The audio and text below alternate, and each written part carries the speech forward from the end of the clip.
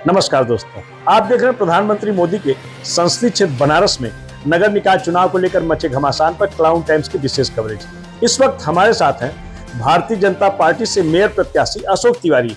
अशोक जी, अब तक के चुनाव प्रचार में आपको यहाँ काशी में किस तरह की समस्याएं देखने को मिली जिसको आप मेयर बनने के बाद उसको पूरा कराएंगे?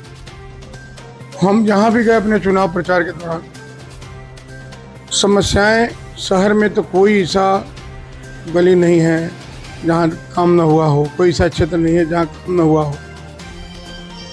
केवल 2-3 चीज़ें हैं जो मुझे लगा कि इसको करना चाहिए। पहला एग्जाम और स्वच्छता, जो हिंदुस्तान का जो प्रधानमंत्री जी सबसे पहले जब प्रधानमंत्री बन के आए तो 80 से उन्होंने स्वच्छता की शुरुआत की। तो स्वच्छता में बनारस को नंबर 1 बनाना है और बनारस को सबके सहयोग से जाम मुक्त बनाना है, प्लास्टिक मुक्त बनाना है और जो 84 गांव जुड़े हुए हैं उनके विकास कैसे हो उसकी एक रूपरेखा बना।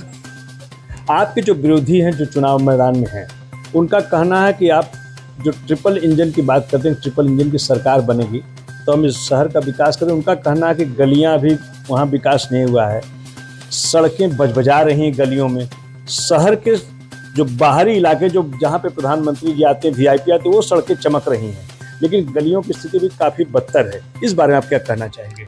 मैं आपको ये बताना चाहता हूँ, हमारे विपक्ष के जो भी प्रत्याशी हैं उनके पास कोई मुद्दा नहीं। मैं दक्षिणी विधानसभा में गया जो कि पक्के महल के नाम से जाना जाता है, जहाँ सबसे बनारस का, काशी का सबसे बड़ा उद्योग व्यापार केंद्र है। स्मार्ट सिटी के अंतर्गत मैं पूरी जिम्मेदारी के साथ कह रहा हूँ, कोई भी ऐसी गली नहीं है जहाँ काम न हुआ है। स्मार्ट सिटी के अंतर्गत कोई भी गली कच्ची नहीं है। मैं जिम्मेदारी के साथ कह रहा हूँ, सीवर ओवरफ्लो की जो समस्या है, अगर कहीं होता है तुरंत 2, 4, 5 घंटे के अंदर उसका समाधान हो जाता है।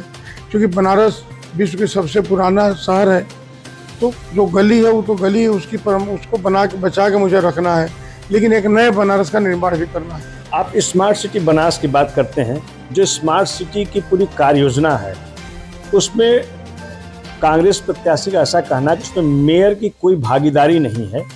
वो कमिश्नर और वहाँ पे वार्ष्णेय जी हैं जिनके द्वारा ये पूरा उपक्रम चलाया जा रहा है, उसमें भ्रष्टाचार चरम पर है। इस बारे में आप क्या कहना चाहेंगे कि आप मेयर बनने के बाद आपकी भागीदारी उसमें होगी क्या? देखिए, 2 बातें। किसी को आरोप लगाना सबसे आसान होता है, कोई भी एक भी तथ्य वो दे दें कि भ्रष्टाचार हुआ है, उसकी सरकार जांच करेगी। पिछली सरकारों में आपको याद होगा, जो बनारस में जल निगम के द्वारा टंकी निर्माण किया गया था पिछली सरकारों के द्वारा, आज के तारीख तक उसमें एक बूंद भी पानी नहीं गया। क्योंकि जांच जब किया गया तो उसमें उसकी कैपेसिटी पता चला कि जब उसमें पानी भरा जाएगा तो ब्लास्ट कर जाएगा। आदरणीय मुख्यमंत्री जी के संज्ञान में मामला है, उन्होंने 84 अधिकारियों को सस्पेंड किया है। जो उस समय के थे, जो रिटायर हुए थे, सबको उन्होंने किया। आज वो टंकी निर्माण हो गया होता तो प्रत्येक, मुझे लगता है बनारस से कोई ऐसा क्षेत्र नहीं पड़ता जहाँ पानी की सप्लाई ना होता। 2014 में सरकार बनने के बाद अमृत योजना के अंतर्गत प्रत्येक घरों में शुद्ध जल पहुंचाने की व्यवस्था किया गया, लेकिन उस समय सरकार सपा की थी।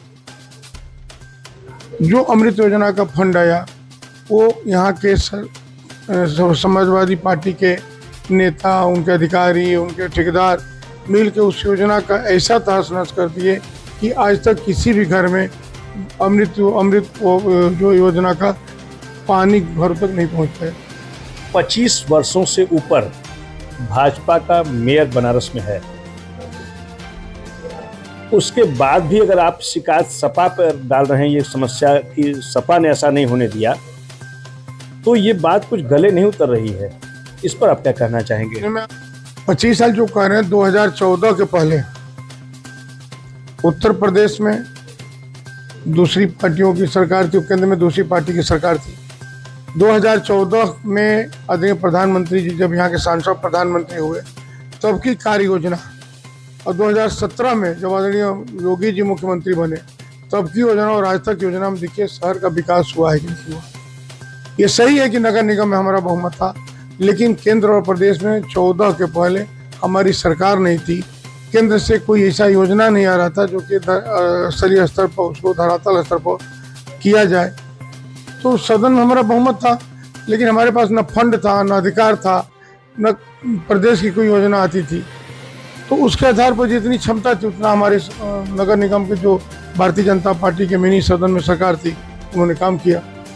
एक सवाल है कि आप काशी की जनता से मेयर चुने जाने के बाद क्या वादा करेंगे और क्या अपील करना चाहेंगे उनसे? मैं अपील करता हूँ काशी की जनता से कि 4 तारीख को मतदान में भाग लें, कमल के फूल पर निशान लगाएं, मोहर लगाएं और आदरणीय प्रधानमंत्री जी ने जो काशी में पूरे हिंदुस्तान में जो एक मॉडल बना हुआ विकास का नाम का, उसको हम बहुत आगे ले जाएंगे। विशेषकर जो 84 गांव जुड़े हुए हैं उन गांवों को शहरी क्षेत्र की सुविधा है उनको दिया जाएगा और शहर को कैसे आम लोगों के सहयोग से हम शहर को जाम मुक्त बनाएंगे, पार्किंग की व्यवस्था देंगे, वेटिंग जोन हम किस क्षेत्र में कर सकते हैं उसकी जांच किया जाएगा।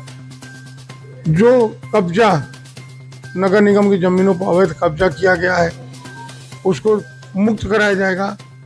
हर हाल में कितना भी बड़ा आदमी हो उसको बख्शा नहीं जाएगा, ये हर हाल में काम किया जाएगा। आपसे लड़ाई में कौन है, समाजवादी पार्टी है या कांग्रेस है?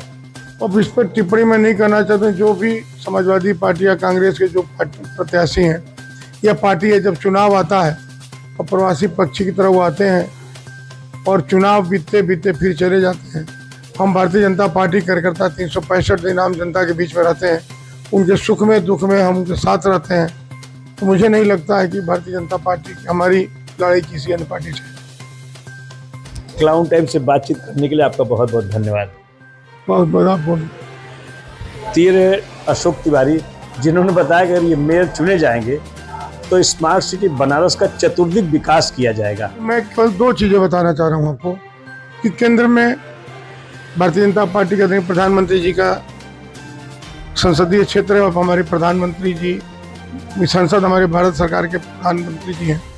दूसरा, प्रदेश में भाजपा की सरकार है, तो ना हमारे पास फंड की कमी है, ना हमारे पास योजना की कमी है, न विजन की कमी है और हमें काम कराने आता है।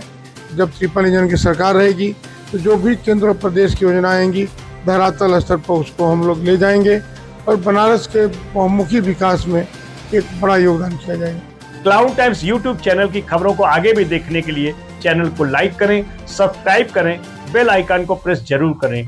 क्लाउन टाइम्स की खबरों को फेसबुक पेज पर देखने के लिए पेज को लाइक जरूर करें।